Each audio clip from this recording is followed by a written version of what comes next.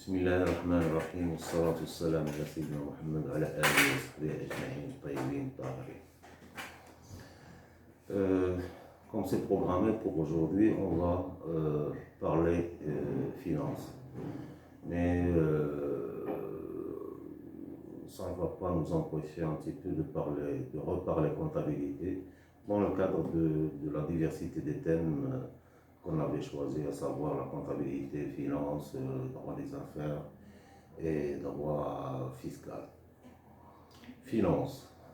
Bon, avant d'entamer le corps du sujet, on doit préciser un petit peu de quoi on va discuter. Est-ce qu'on va parler finances publiques, privées, à l'intérieur de la finance privée, est-ce qu'on va parler finance d'entreprise ou bien finance de marché? Bien. On va exclure la finance publique. C'est un domaine particulier. Il a ses propres règles, sa propre comptabilité, son propre plan comptable. Elle est soumise à des règles très strictes. On va exclure également finance de marché parce que c'est un domaine réservé plus ou moins à des grandes entreprises d'une taille assez significative et qui sont généralement cotées en bourse, donc c'est des sociétés anonymes. Et si on prend un petit peu le tissu économique marocain, vous le savez, presque 90% de notre économie elle est, je dirais, développée par des PME et qui sont constituées généralement sous forme de sociétés à responsabilité limitée. Donc on va nous concentrer un petit peu sur la finance d'entreprise. Pourquoi? Parce que bon, je vois que bon, pour le moment il est important. Ça ne veut pas dire que la finance de marché ne l'est pas. Au contraire, c'est elle l'avenir. Parce que à travers ce que je vois, il est de plus en plus demandé parce que même si les grandes entreprises sont inscrites là-dessus, il y a quand même, je dirais, des entreprises qui interviennent dans le marché financier, autre que la banque bien sûr, qui sont très dynamiques là-dessus. Donc pour revenir à la finance d'entreprise, on va essayer de définir c'est quoi la finance d'abord. Donc je me rappelle lors de mes études académiques en années 80, on nous avait donné une définition comme quoi la finance c'est la fonction qui permet la maximisation de la richesse des actionnaires. Est-ce que cette définition elle est toujours d'acuité maintenant? Je dirais oui et non. Bien sûr, tout investisseur, son objectif premier est de s'enrichir à travers ses investissements, mais je dirais que cet objectif il est de plus en plus difficile à réaliser, peut-être dans le vraiment le long terme, à travers l'accumulation, mais pas la réalisation, je dirais, sur l'année ou bien sur le court terme, à travers l'accumulation sur une période plus ou moins longue des bénéfices de la société. Mais pour cela, il faut avoir un vrai directeur financier, un directeur financier et pas responsable financier, je précise. On avait discuté dans un groupe de discussion quelle est la différence entre un responsable financier et un directeur financier. Donc, je le dis, je le répète, le directeur financier, il est situé à un niveau plus stratégique que le responsable financier. Donc, je dirais le directeur financier, il est sollicité par la direction générale dans la définition des objectifs et de la politique de mise en œuvre, de, de la stratégie pour réaliser ces objectifs. Et le directeur financier est là son mot à dire parce que il sera le responsable de l'allocation des ressources pour pouvoir réaliser ces objectifs à travers le financement de la stratégie. Le responsable financier, lui, il est situé à un niveau plus ou moins opérationnel. Il est rattaché au directeur financier. Le directeur financier, il est rattaché à la direction générale directement, ou bien à un comité de gestion dont il fait partie lui-même. Il fait partie de ce comité de gestion. Donc le responsable financier, il est situé à un niveau plus opérationnel, qui veille à la réalisation quotidienne des, je dirais, des objectifs tracés par la direction générale à travers, bien sûr, le pont de la direction financière. D'ailleurs, on parle de plus en plus de DAF et plus de directeurs financiers. Avant, je pense que les entreprises avaient commis une grande erreur en nommant directement des directeurs financiers qui ne s'occupent que du côté, je dirais, finance pure, ça veut dire relations bancaires et gestion des financements. Maintenant, ce qui est demandé dans le marché, c'est de plus en plus des DAF, c'est-à-dire des directeurs administratifs et financiers, qui sont responsables un petit peu de la gestion administrative et financière de toute la structure. Et vous allez voir dans pas mal d'organigrammes que toutes les autres fonctions sont plus ou moins rattachées à la direction financière, bien sûr, sauf la direction commerciale et la direction de production, si elle existe. Mais même la direction de production ou bien la direction de commerciale, ils sont plus ou moins,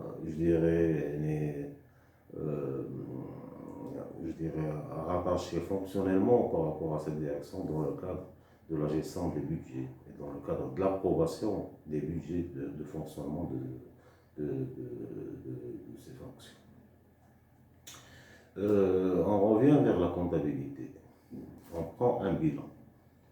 Et là, vous allez voir le rôle important du directeur financier dans un bilan. Parce que je l'ai toujours dit, il ne faut jamais lire un bilan comptablement. Il faut le lire comptablement, financièrement, juridiquement et fiscalement.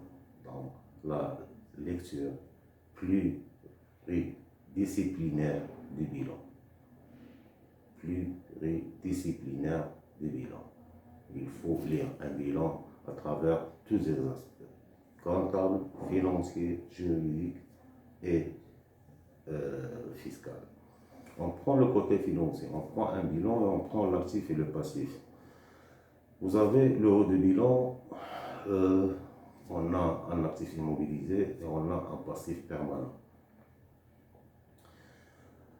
Ce passif permanent, il est constitué des fonds propres, des résultats accumulés, c'est-à-dire à travers les reports à nouveau, et on a les endettements à moyen et long terme. Ça, ce sont, je dirais, une ressource de financement plus ou moins à long terme.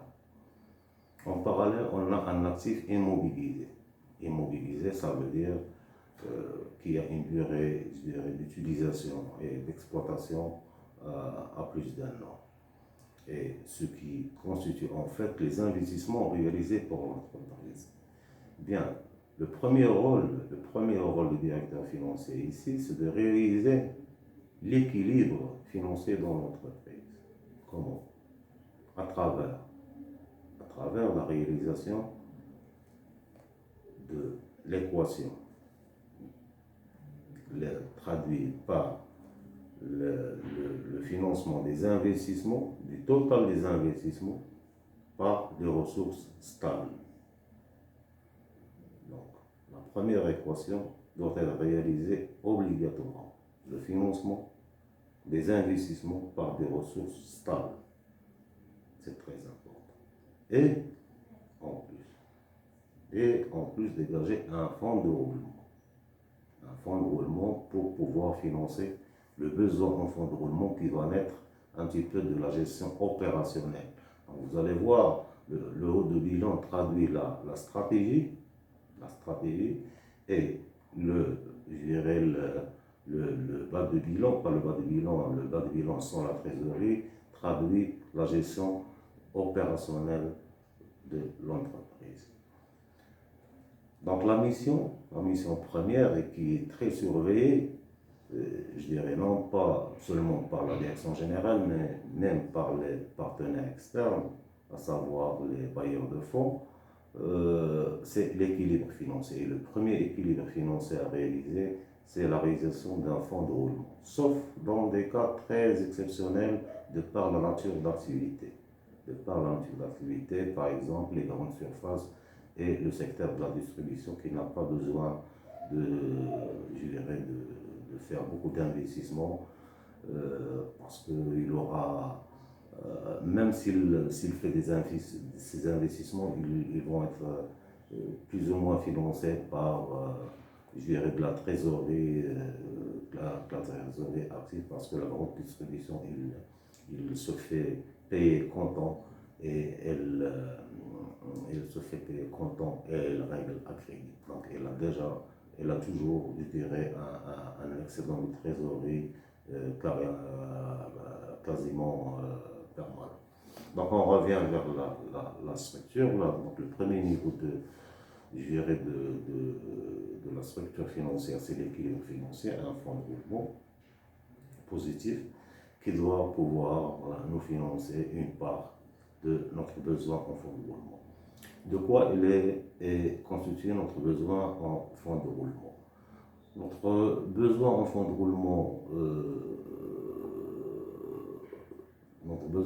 roulement, il est généralement constitué dans, je dirais, la définition normative. On l'appelle le besoin de fonds de roulement normatif.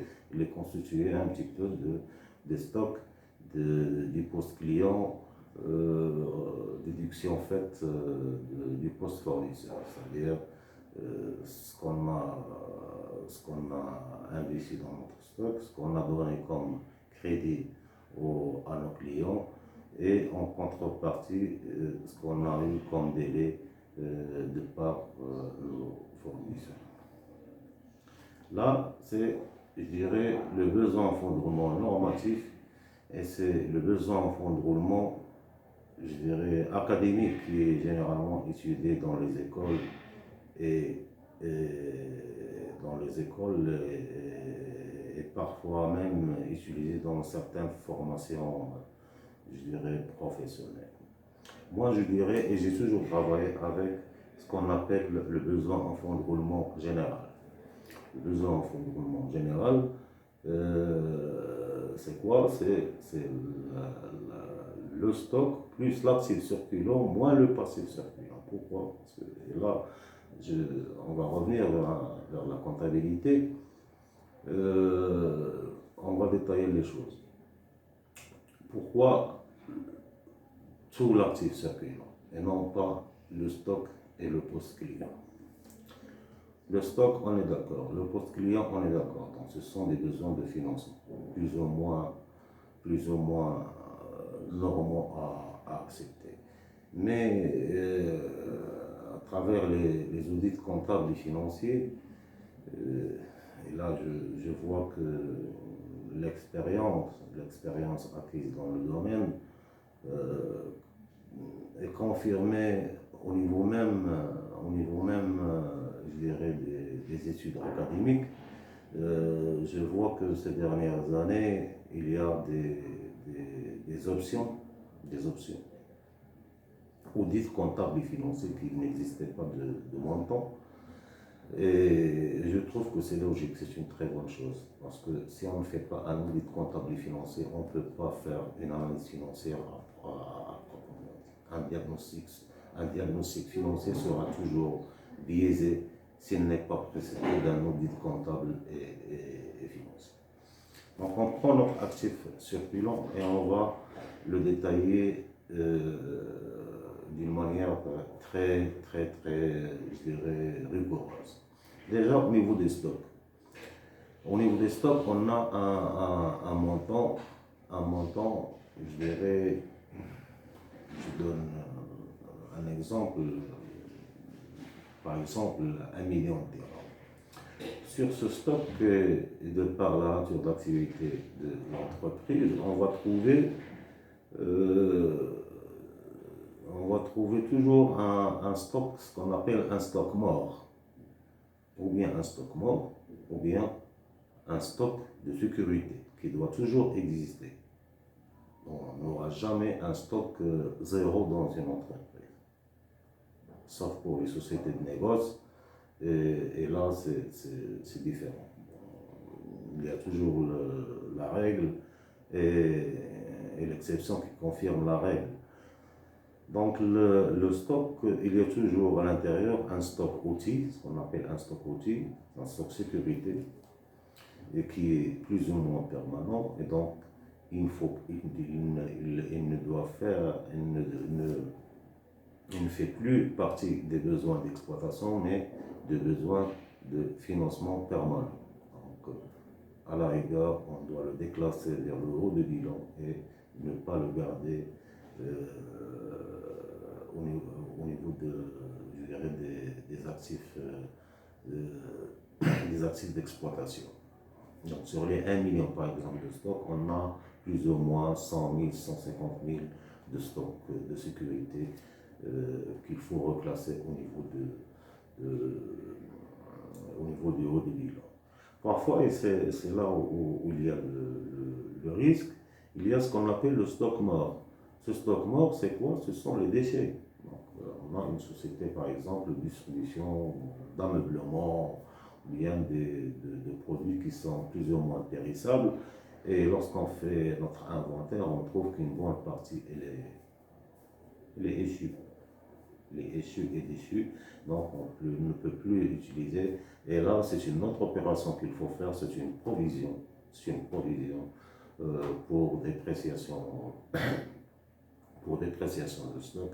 Et cette provision, bien sûr, on ne peut pas la faire comptablement et simplement. Bien sûr, il faut la faire constater par un expert judiciaire ou bien un expert comptable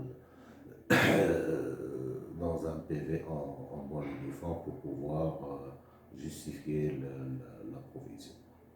On passe au poste client. Poste client également, la même chose. On a un poste client qui fait par exemple 6 millions de dirhams. Si on prend ce poste et on lui fait une petite analyse, et maintenant les banques le demandent, on demande la balance AG du poste client et des postes fournisseurs, on va trouver que certaines créances qui ne sont plus recouvrables, certaines créances qui datent je dirais, de 4-5 ans, et selon le DOC, selon le DAIR des obligations de contrat, une créance qui dépasse 5 ans, elle doit être soldée, elle ne doit plus apparaître dans le bilan, et bien sûr, elle doit passer en créance irrécouvrable. Et au niveau fiscal, attention, au niveau fiscal, la TVA doit être reversée à l'État.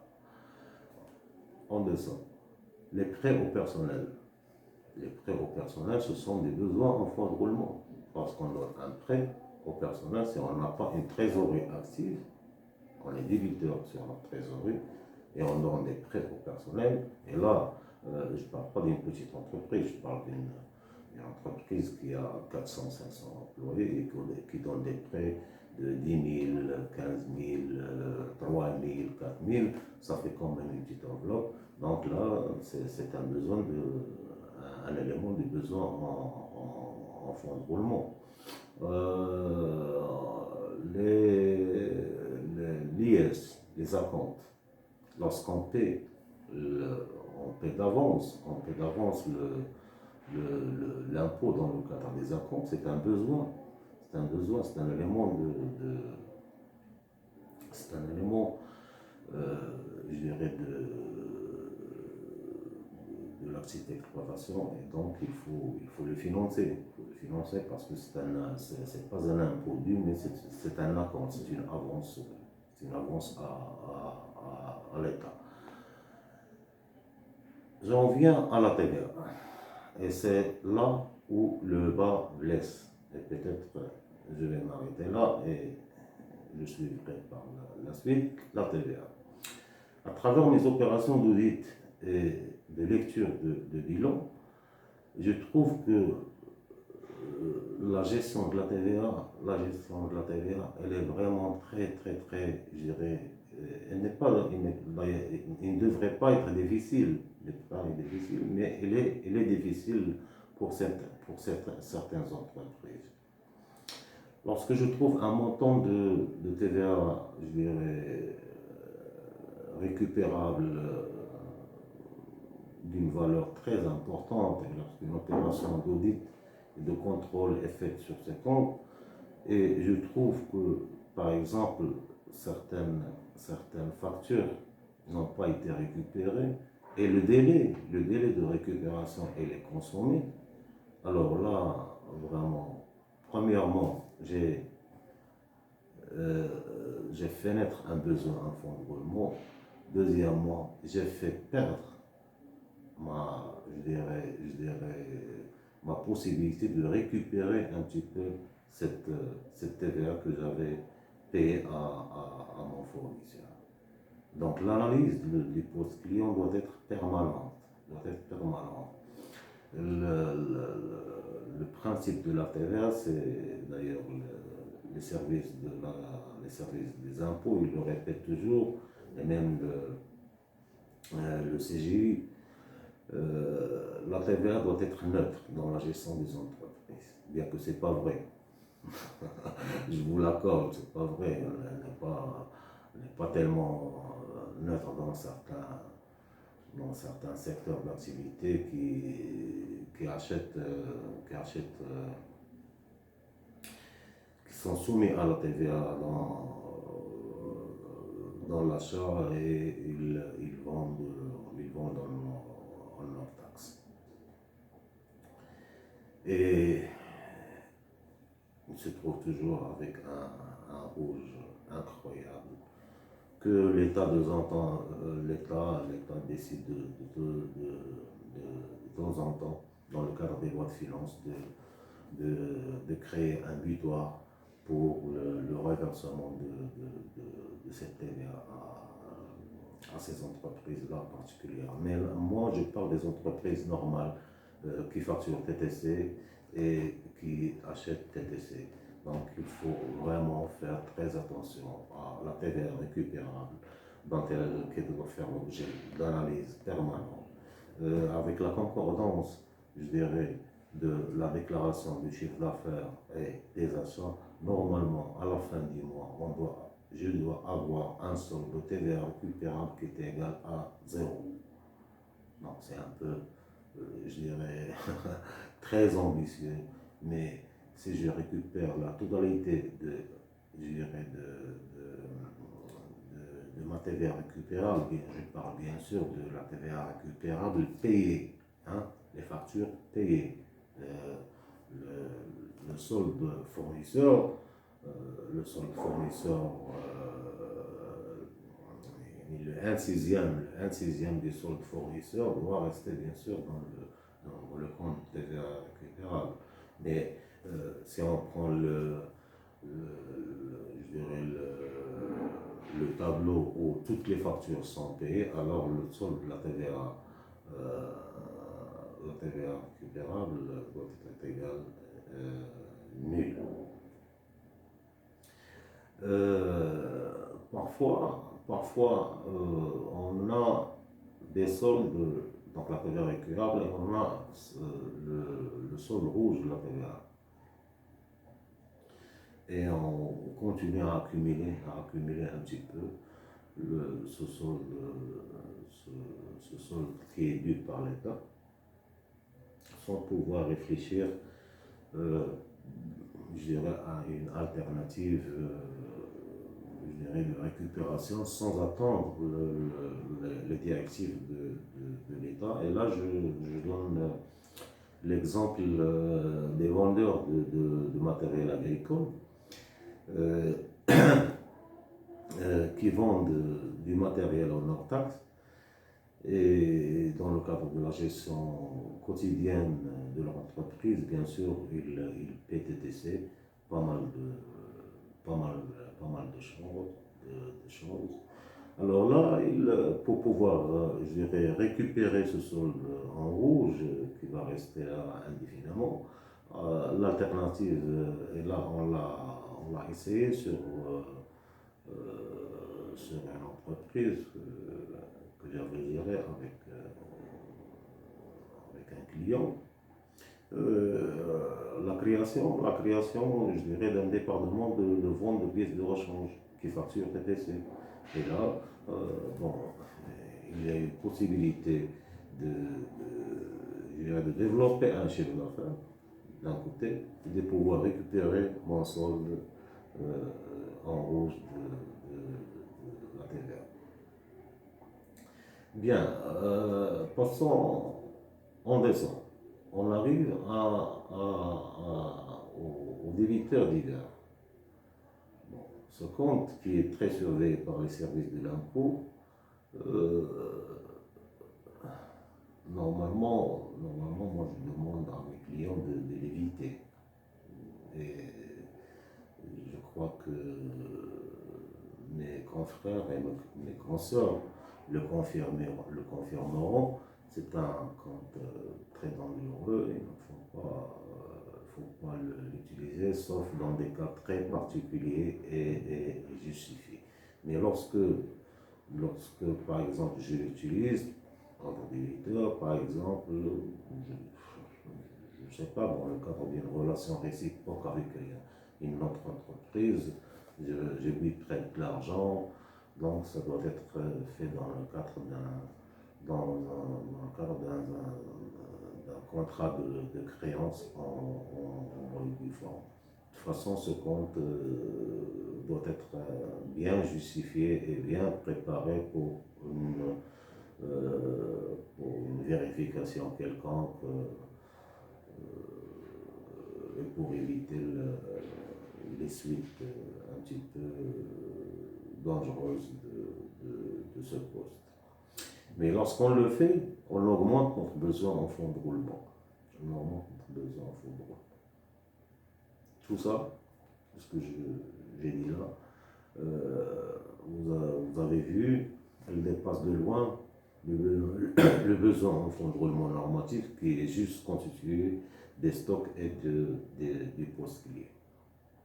Et croyez-moi, dans un bilan, j'ai trouvé que ces éléments-là ont dépassé même en valeur la valeur des stocks et des postes clients. Ce qui est vraiment très, très énorme. Et ça existe beaucoup dans les affaires de groupes familiaux où il y a 3, 4 sociétés et le poste autre débiteur, il est vraiment gonflé avec les emprunts entre diverses sociétés du groupe familial. Alors que là, maintenant, je trouve que bon, c'est une occasion vraiment à ne pas rater, ne pas rater. Et l'État n'a pas arrêté dans le cadre des lois de finances depuis 2014, 2017, 2020 et ça continue d'encourager la constitution de holding, de groupements qui va faciliter les choses, qui va s'occuper un petit peu des relations financières, entre filiales et sociétés mères. c'est une occasion à ne pas rater, avec les avantages fiscaux qui sont accordés. Bon, je le rappelle, depuis la loi de finances 2014. Mais bon, les gens euh, ont ce déclic comme quoi euh, ils font ça, ils ont une vérification juste après. Pas mal je me rappelle, bon, sans le nommer, un ministre des Finances, il l'a carrément dit, vous faites ces opérations, ça ne veut pas dire que vous allez être vérifié. C'est un ministre des Finances et pas un directeur des impôts. Donc ça veut tout dire. Hum, donc le besoin en fonds de roulement, on a en face les ressources d'exploitation. Donc là, on a les besoins d'exploitation et en face, on a les ressources d'exploitation qui sont constituées par le passif circulant, à savoir le poste fournisseur et le reste. Et le reste, et c'est à peu près la même configuration. La bonne gestion financière, c'est d'essayer d'avoir le maximum, en termes de délai adéquat, c'est-à-dire au niveau des ressources d'exploitation, essayer d'augmenter au maximum les ressources d'exploitation. Euh, je ne conseille pas en valeur, je conseille en délai de paiement et de diminuer au maximum le besoin en fonds de roulement, bien sûr en délai, et d'éviter plus ou moins le gaspillage avec une bonne gestion rigoureuse. Donc vous voyez que la mission du directeur financier n'est pas facile parce qu'il n'est plus dans sa propre peau de directeur financier, mais il est euh, carrément dans la gestion opérationnelle, je dirais commerciale à travers le poste client, les ventes, la gestion des ventes. Donc, tout le monde vous dira que dans toutes les structures, le directeur financier et le directeur commercial sont toujours en collision permanente, parce que le directeur commercial, il veut donner plus de délai de règlement à son client pour avoir la vente et pour avoir l'encaissement, et le directeur financier n'approuve pas parce qu'il veut un délai plus court pour encaisser, je dirais, plus vite. Et vous voyez que les grandes sociétés qui, qui nous entourent et qui ont plus ou moins une situation de monopole ou bien d'oligopole, ils nous imposent maintenant à nous, consommateurs, les prépayés, les formules prépayées, même je dirais, euh, je dirais des services, des sociétés de services, ils vous proposent des formules de prépayés. Et ça, je le trouve vraiment excellent sur le plan d'une gestion financière pertinente. Donc, tout le monde veut encaisser très vite pour ne pas tomber dans le piège je dirais, du besoin et de la difficulté d'avoir des concours bancaires qui sont plus ou moins difficiles à contracter. Les stocks, la gestion des achats et la gestion des stocks, du client, la gestion des ventes, le fournisseur, la gestion, la gestion des achats, bien sûr.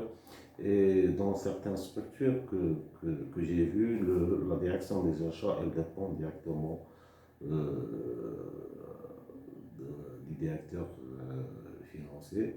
Et dans d'autres structures plus ou moins importantes, j'ai vu qu'ils sont dotés d'un système ERP, un système ERP qui, toutes les validations sont centralisées au niveau de la direction financière.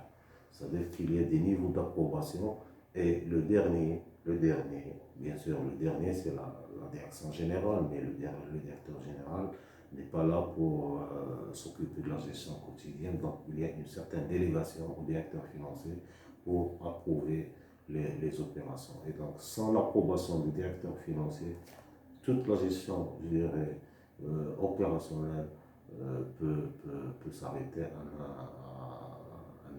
n'importe quel moment. Donc ça, c'est pour vous dire l'importance de la fonction, je dirais, financière dans l'entreprise. Et si on descend encore, on a un besoin en fonds de roulement plus important que, on a je dirais, des besoins d'exploitation plus importants que les ressources d'exploitation. Il nous dégage un besoin en fonds de roulement. Ce besoin en fonds de roulement, vous vous rappelez, on a un fonds de roulement, mais généralement, il ne finance jamais 100% de notre besoin en fonds de roulement. Donc là, on est obligé d'aller vers les banques pour, je dirais, boucler la boucle et terminer le financement de l'exploitation. Et là encore, c'est le rôle du directeur financier qui doit négocier des lignes de crédit à même, je dirais, de s'assurer du financement de son cycle d'exploitation et de la stratégie de l'entreprise au niveau de la politique d'investissement. Voilà, donc je pense que j'ai apporté quelques, je dirais, éléments d'éclaircissement sur la chose. Je sais que pas mal des confrères et des consoeurs, ils savent tout ça, mais peut-être qu'il y a des lauréats, qui vont apprendre des choses avec l'œil du professionnel et non avec je dirais, la vue académique qu'ils ont reçue au niveau des écoles et des écoles et des grandes écoles. Voilà, je vous remercie beaucoup et à la prochaine, Inch'Allah. Donc la prochaine fois, on va revenir vers la comptabilité et aller vers un thème très important qui concerne la lecture des bilans. Donc, je vous remercie pour votre attention. Assalamu alaikum wa rahmatullah. Bye bye.